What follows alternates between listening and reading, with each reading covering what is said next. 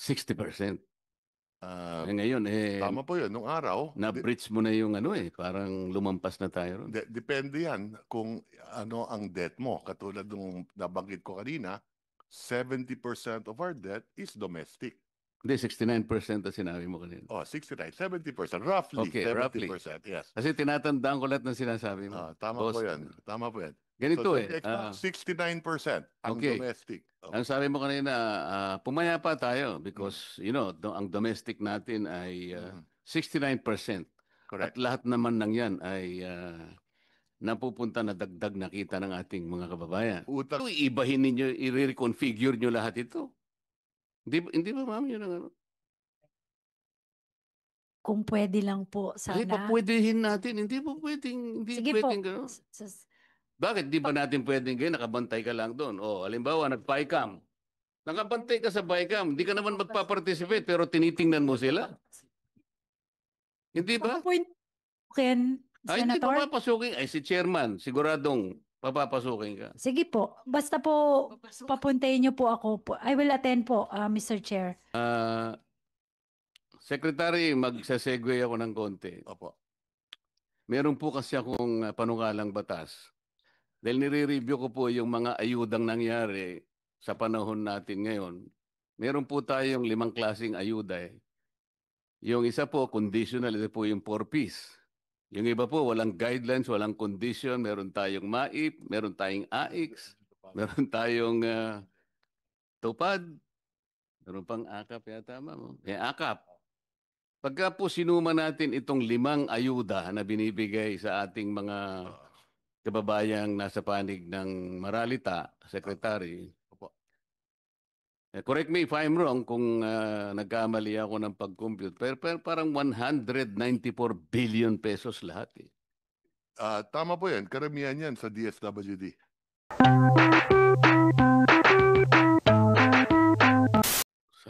Maraming salamat, Chairman.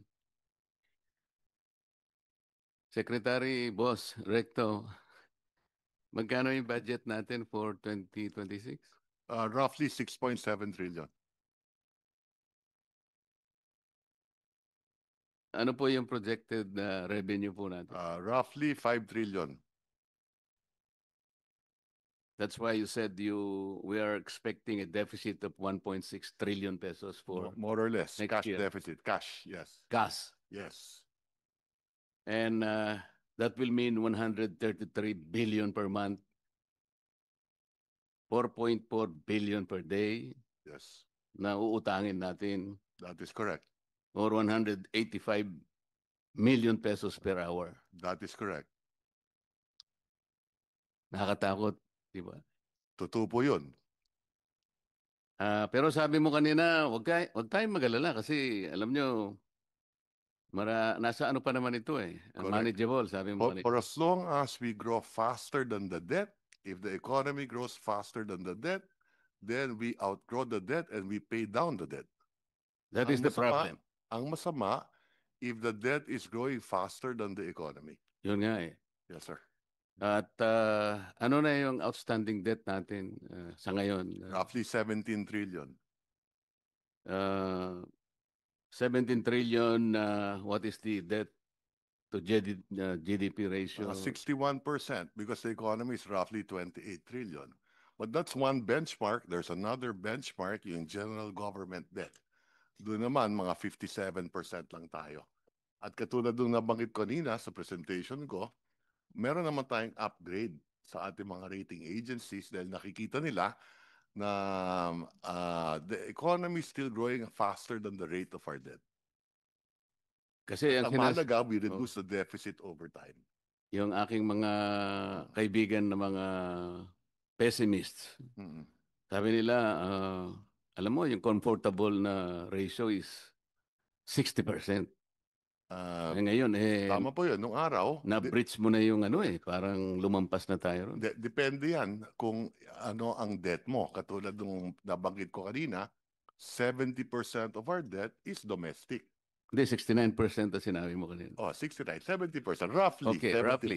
Yes. Kasi tinatandaan ko lahat ng sinasabi mo. Tama po yan. Tama po yan. Ganito So eh. the extra 69% ang okay. domestic. Oh. Ang sabi mo kanina, pumayapa tayo because, ang domestic natin ay 69%. At Correct. lahat naman ng yan ay napupunta na dagdag na kita ng ating mga kababayan. Utang natin sa ating sarili. Tama po yan. Yes, sir. Yes, sir.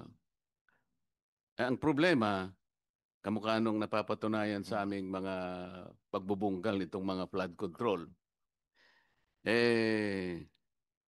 mukhang yung mga ibang nauutang natin na ito nga ay naitatawid natin sa mga projects, lalo na yung flood control. Kahapon lang na naka-establish na kami ng dalawa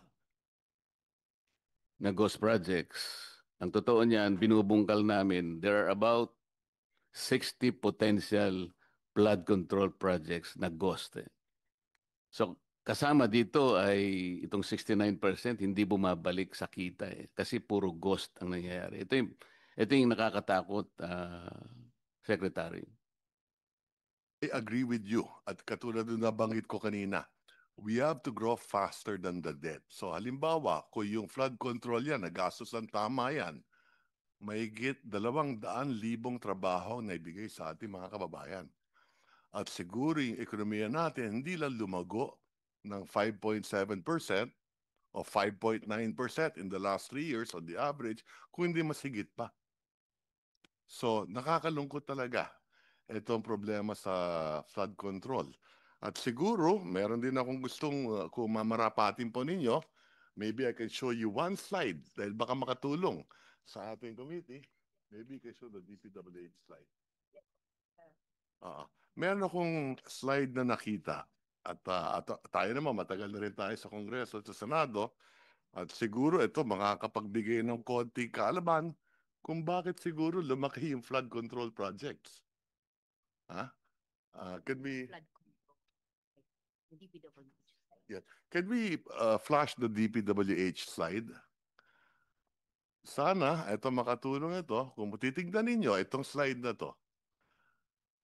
Condition of Philippine Road Network. Tignan nyo yung October to 16, 2024. Yung national road natin, kung titignan ninyo, total kilometers, 35,000. Sa flood control na lang kasi flood control lang sinasabi. Precisely my point. Tignan ninyo, national road, 99.1% tapos na.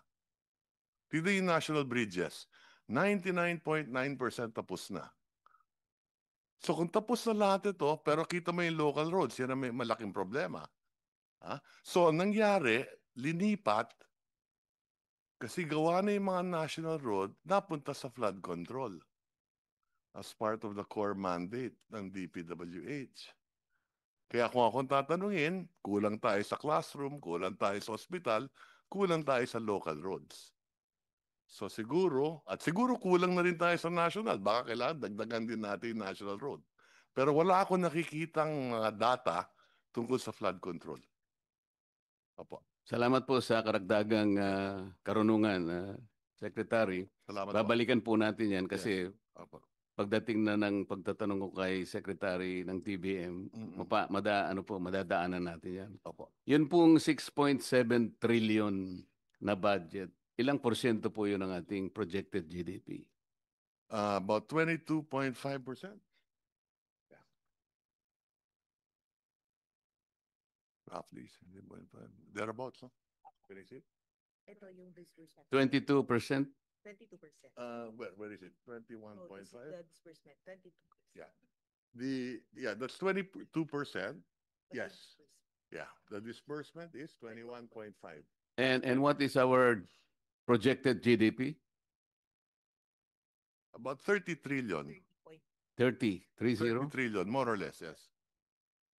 So we need to grow by how much in order to achieve this? If the deficit will grow by 5.5% this year and the economy grows by, in real terms, by 5.5%, then equal lang. But we need to overtake, That's correct. kasi dapat mas mabilis ang growth Correct. natin sa economy. Correct. So what should be the growth? So, Ideally. halimbawa, correct. So today, we expect the economy nominally to grow roughly about 7.5% to 8%, nominally including inflation, and the debt will increase by about 5.5%. Another way of looking at it, alimbawa, if uh, if interest rates are at 6% pag umutang ka, and inflation is at 3, your real cost of money is 3. Yes. If the economy grows by 6, panalo ka ng 3. Kaya nga, yung 7.3 Yes. must be achieved na growth natin sa economy. Anything higher than the rate of debt, At the very least, It's positive. 7.5. anything higher than the rate of debt, the increase in the rate of debt is positive. But ideally, we need to grow at 7.5 para lang. Ideally, if we could grow faster than that, even better. No, kasama ng nominal yun, ah. Oo, nominal yun. Apa. Yung collection effort natin sa tax secretary, Yes. Apo. comparable ba yun dun sa collection effort ng mga Asian countries? A very good Kasi question. baka, That's correct. baka yun ang dapat nating tingnan. That's correct. Very Diba? good question. Yes, we do have a slide on that. The average revenue to GDP ratio in ASEAN is 16.5%. So tayo, nandun tayo sa 16.5%. So Okay, lahat tayo. yung pine-benchmark namin sa DOF. Tinitignan natin yung mga international best practices at dito sa ASEAN, yung benchmark dyan, yung revenue to GDP, roughly 16.5, nandun tayo. Ang ASEAN average is 16.4. So tayo last year 16.5, so 0.1 mas maganda yung atin. Kasi Secretary, Mr. Chair, nung binabalikan ko yung ating nakaraang kasaysayan, 1965 for example, Mm-mm. ah, 1 year old pa lang ako noon. wala ka pa siguro noon. 1 year old, 1 year old. Si Chairman wala pa eh. Ah, per capita GDP, we're number 2 in Asia. That's correct. Pagkatapos tinitingnan ko Sunod yung... sa Japan. Ha? Sunod sa Japan. Sunod tayo sa Japan. Tama. Pagkatapos talagang may iyak ka, malulungkot ka, bakit paunti-unti tayong bumababa? Hanggang sa ma-overtake na tayo ng Brunei, na-overtake na tayo ng Singapore. Dahan-dahan, ngunit consistently, na-overtake tayo per capita GDP. Mm. Nakakaiyak talaga, na-overtake na tayo ng Malaysia, na-overtake tayo ng Thailand, and then Indonesia. Tama po yun. Nakakalungkot talaga. And officially, last month, we were overtaken by Vietnam. Tama po? Size of the economy, I think mas malaki pa rin ang Pilipinas ng konti. Yes, but But trajectorily, I am think talking that- about per capita GDP. Yeah, that's possibly. Yeah, Officially, that's correct, yes. na-overtake na po tayo. Huwag na po sana tayong papayag na ma-overtake pa tayo ng Myanmar, Opo. Cambodia, o kaya Timor-Leste. Ah. Baka maiyak na po tayong lahat, Secretary. And that's why we gotta get our act together, both the executive and Congress. Yun nga po eh. Yes. Secretary, magsasegue ako ng konti. Opo. Meron po kasi akong panukalang batas. Dahil nire-review ko po yung mga ayudang nangyari sa panahon natin ngayon. Meron po tayong 5 klaseng ayuda eh. Yung isa po, conditional, ito po yung 4Ps. Yung iba po, walang guidelines, walang condition. Meron tayong MAIP, meron tayong AIX, meron tayong TUPAD, meron pang AKAP yata, ma'am. AKAP. Pagka po sinuma natin itong 5 ayuda na binibigay sa ating mga kababayang nasa panig ng Maralita, Secretary, Opo. correct me if I'm wrong kung nagkamali ako ng pag-compute, pero parang 194 billion pesos lahat eh. Tama po yan. Karamihan yan sa DSWD. Yes, sir. Pag sinama Ngayon mo po, pa yung MAIP, TUPAD, yung MAIP sa health yan, yung Opo. TUPAD, DOLE, Yes. yung AIX, DSWD, and so on and so forth. Correct. 194 billion pesos. Ngunit wala pong record kung ilan po yung nabibigyan. Kasi naghanap po ako, nagtatanong-tanong, talagang hindi ko po ma-ascertain. Kung talagang yung 5 ayuda na yon ay napunta dun sa talagang dapat kapuntahan. Yeah. Ang iniisip ko po kasi, yung pinakamahirap nating segment sa population, numbering about 5.5 million households, or about 25 million to 27 million poor Filipinos. Sa estimate ko po, itong 5 na ito na kung ito'y naibigay talaga sa talagang targeted na sector, baka naging maligaya naman siguro. Pero dahil nga walang datos, kung talagang naibigay o hindi, nagpasya po ako na gumawa ng isang medyo may pagka-radical pero baka practical, baka sumang-ayon naman po kayo. Mm. Ang akin pong naisip, nakita ko po kasi yung napakataas po na presyo ng kuryente sa ating bansa. Naisip ko, Mr. Secretary, na imbes na ayuda na lang ibigay natin na wala namang datos kung na ito'y naibibigay sa about 25 to 27 million Filipinos, hindi ba maganda ka kung sa bill ko na lahat ng kumukonsumo ng elektrisidad, let's say 200 to 234 kilowatt hours, ilibre na po natin yun. Kasi po, pag kinuwenta ninyo yun, that will only be 120 billion pesos.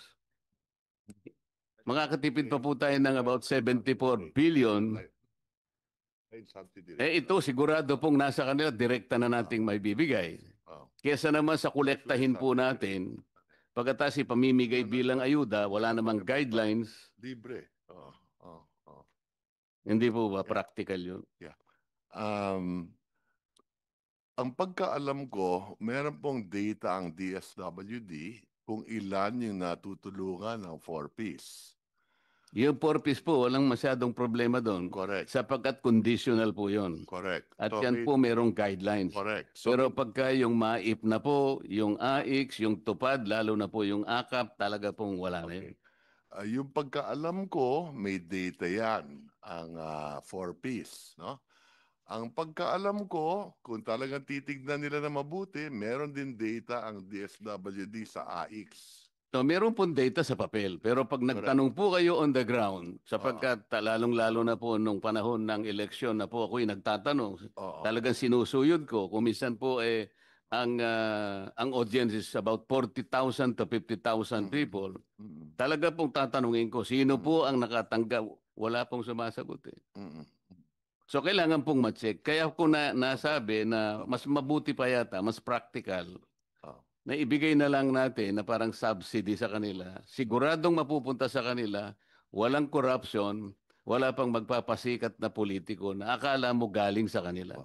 Ang alam ko rin, doon sa Lifeline subsidy, meron tayong pagka below 100 kilowatt hours ang gamit mo. Hindi po, Meron- 20 kilowatt hours lang ang nasa lifeline po. Ulitin ko Hindi lang. po 120. Yeah, ulitin ko lang. Pagka 71 to 100 kilowatt hours, may diskwento ng 20%. Pag 0 to 20 kilowatt hours, 100% libre. Pagka 21 to 50, 50%. Pagka 51 to 70 kilowatt hours, 35%. Kabisado ko po yung secretary, laderize po yan. Katapos-tapusan po, ang lifeline, Yes, 20 kilowatt hours. that's Parang ang isang bahay nagsindi ng ilaw isang araw, yung 29 days, hindi na siya Pero gagamit. ang pagkaalam ko dito, hindi napapatupad to. Hindi nga po. Kaya nga, ang gusto ko lang pong sagutin ninyo, mas practical po ba yung iniisip ko na imbes na po ayuda na wala naman po talagang malinaw kung talagang ito'y kinapupuntahan talaga ng targeted sector, doon na lang natin ibase kasi po. Kaya ako binanggit ito, ako sang-ayon ako na dapat patuparin natin to at kung kinakailangan, i-adjust natin na mas mataas. Ayun, akala ko kasi kontra ka kanina, Hindi, Secretary. sang-ayon nga ako eh. At dadagdagan mo pa pala. Ayan. Kasi rine-review na rin namin to ngayon. Dahil Salamat alam po. namin na hindi napapatupad. Salamat po. Opo. Ngayon, kay Secretary Pangandaman, I miss you yesterday. Kasi ikaw ang inihintay ko eh. Kaya lang nandito po kayo, kaya Pero sino pinatawad, po nandun po, sir? pinatawad ko na kayo. Si Mr. Toledo nandun eh. Oo. Pero kagaya po ng tinatanong ng mga kasama ko, tama lahat yun eh. Kasi po ang una kong initial na datos na hiningi ko sa inyo, yung diferensya ng NEP at saka nung GAA, talaga pong napakalaki ng diferensya. Ang itatanong ko na lang sa inyo, ba't basta kayo pumapayag ba? Kasi nung ibigay po ninyo yung mga NEP ceilings po. For example, DPWH na lang. May target po kayo eh. Kasi katulad po nitong 6.7 trillion, hindi naman po ito mare-record ng ganitong-ganito nang hindi pinag-usapan. May interagency po kayo eh. Sa mga kapatid, may mga parameters po dito. Maaring ito pong 6.7 trillion na to talagang nakaakma doon sa mga directions na gusto natin gawin. Halimbawa, dito sa 6.7 trillion na to, sabi ni Secretary Balisagan, we will be able to liberate at least 800,000 poor people this year. Kunwari, ganun po ano. Ngayon, madi-displace, ma-upset ngayon yung ano sapagkat kumuha ang program, kumuha sa ganito. Tama naman po yung mga nauna kong kasamang nagtanong. Kailangan may vetting procedure. Do not accept this parang submissions ng isang agency, parang gospel truth. Sayang po eh. Nawawalan lang ng katuturan. Lahat po ng ating directions, lahat po ng targeted natin, mga economic indicators, papunta nga po sa gusto natin, we need to grow at 7.5%, sabi natin, para lang malampasan natin yung deficit natin, yung utang natin, maunahan natin, makapagpundar tayo ng mas maraming pangkabuhayan para kahit nangungutang tayo, natatakpan nating lahat. Lahat po ng ito na upset, nasisira because bigla na lang isisingit si ganito.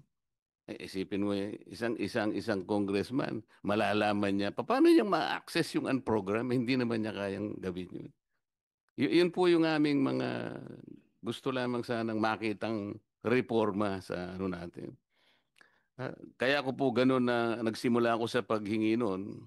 Gusto naming makita, sino-sino po ba yung mga makakapangyarihang mga tao na yun na sila lamang ang may karapatang bumulong para, ibahin mo yan. Bakit po sa Congress? Nagtagal po ako ron eh. Pagkatapos naming magdebate ng 3 buwan, parang formalidad na lang, Mr. Chair.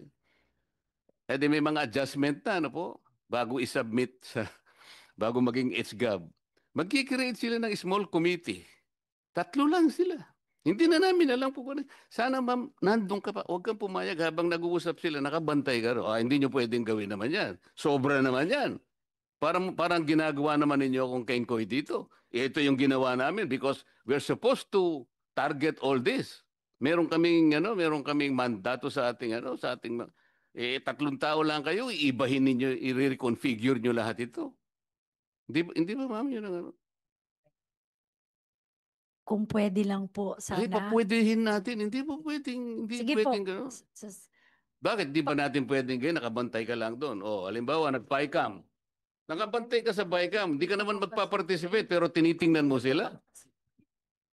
Hindi ba? Point, Ken, Hindi Senator. papapasukin. Si chairman, siguradong papapasukin ka. Sige po. Basta po, papuntayin niyo po ako. I will attend po, Mr. Chair. Salamat po. Secretary Balisagan, in-improve mo yung food, anong tawag mo ron? Poverty threshold, Hindi, yung sa pagkain eh, sabi mo. food threshold. From 11-something thousand, naging ginawa mong 13,873, di ba? Hanggang sa 2023 lang ho yan. That will still be adjusted upward to account for inflation. So itong estimate mo is only good for hanggang 2023. Ito yung kasi yung currently adjusted. 25 na tayo. Bakit, nga ho. bakit ang binibigay mong dated 2 years ago? I-adjust pa nga namin ito to account for inflation. Kaya it will be higher than the 13,873. So just as to Yun po yung gusto kong Paris. itanong sa inyo, yung 13,873. Ano po to? Deflated na to o hindi? Inflated na hindi. It at pesos in 2023 ho kasi yung last number natin was 2023 kaya yung old number Ano na yung base year nyo? 2023 ho. 2023. So this is already not nominal, it is deflated. Well, yeah, that's why we want to adjust that for Yun nga, 2025. even if we hold this as correct, Yeah. Bali 462 pesos per day. Ito yung pagkain po ng isang pamilya. Ang assumption po ba natin is a family is composed of 5 members? Remember, so, Okay. So lima yung dalawang mag-asawa, 3 anak. 462 pesos ang budget nila sa pagkain. Sa mga tuwid, ang agahan nila is worth 154 pesos. Ang lunch is worth 154 pesos. Ganun din ang dinner. Is this realistic? the interagency committee ho, na these are composed of Okay lang po yung interagency. Pero paano po ninyo? realistic ho naman ho, sir, kasi those were determined by the Department of Health, the Department of the Food and Nutrition Research Institute. Sila yung So po ano pong nutritious food ang ipakakain natin? 154 pesos ang budget para sa tanghalian ng 5 tao. meron silang menu ho na and then these are kasi priced at the most at the local level ho, at saka yung the source of the nutrients are sa mga locally available source. Alam- So hindi yung binibili sa SMO or restaurants ho yung Ang assumption po kasi natin, accessible po yung sinasabi ninyo na combination Palagay po ba ninyo ganun kakadali yun? Kung halimbawa po ang nandito sa ating kapulungan ngayon, mga ina ng tahanan, baka magagalit po sila Ano po ba yung sinasabi ninyo? Sabi, 154 pesos? Pakakainin ko yung pamilya ko. Saan ko kukunin ito? Hindi po accessible, hindi readily available. Because the country is not food secure.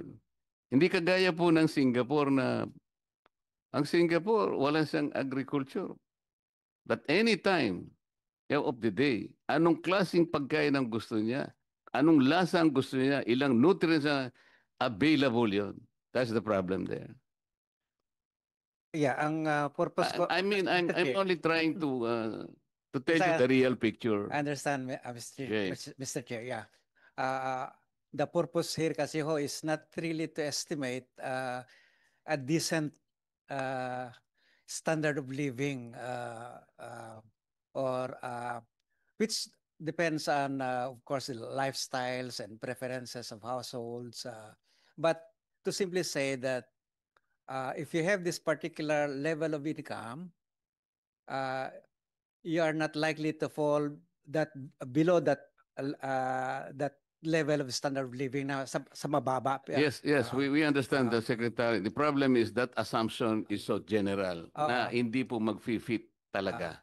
Kaya siguro aralin po nating mabuti. Ang basahan naman natin, Mr. Chair, sa mga international practice, hindi naman itong exercise na ginawa natin sa atin. Yes.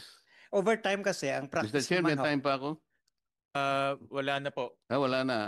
Pero Pwede bang isa na lang para pasensya ka na. Yun Pero quick pong interjection, Mr. Chair, with the indulgence of Senator Okay, Marcoleta. Quick note lang po, Secretary RC, dun sa sinasagot nyo kay Sen Marcoleta. I should think ang target natin o ang baseline natin should be a decent standard of living. Opo, na hindi lang peg sa kung ano yung minimum wage ngayon or what, but totoo po, a decent standard of living. Yun lang po. I was very struck kasi by yung isang sinabi nyo po. And then let's peg the rest of our budget assumptions and targets and actual appropriations to that. Salamat, Mr. Chair at Senator Marcoleta. thank you. Yeah, go isa ahead. na lang, Mr. Chair. Sige po. Sa 2026 po, Secretary, ang LGUs po ay magkakaroon ng 1.35 trillion share po sa kanilang, yung NATA po, hindi ba? This is about 13% increase. Tama po, ano? Ang problema po nito, parang sa papel, masayang-masaya po yung Kaya lang kung di po ako nagkakamali, merong executive order, I don't know, parang 130 na para ma-avail ng LGU po yung additional na NATA. Dati IRA sa kanila yon. They have to comply with total devolution. Kung halimbawa, kamukha ng Valenzuela, sasabihin ni Mayor West, hindi ko na Hindi ko natatanggapin ang konting baryang idadagdag mo sa akin if I need to be. Isipin nyo sa iba pong mga barangay na malilito kaya munisipyo. For example, even a communal irrigation, siya na. O ikaw na kanya mag-finance ng ospital mo, eh total meron ka naman. Tatanggihan po nila yon kasi mas lalo po silang mahihirapan kung madidibold. Sana merong transition. Capacitate them first. Let's say 2 or 3 years or even 5 years. Ngayon, pag okay ka na, boss devolve ka na. Ikaw na dito. Baka po mangyari, di ba, Madam DBM? Thank you. Tama po, Mr. Chair, meron pong transition plan na base po yun sa pag-aaral ng NEDA po ni Secretary R.C. Balisacan. Na-present na rin po niya yung result. Kinakailangan po ng transition plan at saka yung capacity building sa ating mga local government units at karagdagang support po doon sa mga lagging, yung talagang hindi po kaya ng full devolution. Hinihintay lang po natin yung executive amendment dun sa executive order na nabanggit niyo po kanina para magkaroon po tayong transition, Mr. Chair. Sige, salamat po. At saka sa susunod naming hearing, sana po nandun na kayo. Mas gusto ko po kayo kaysa kay Mr. Toledo. Mr. Chair, salamat po. Basta masarap raw pagkain sa Blue Ribbon, Chairman. Next is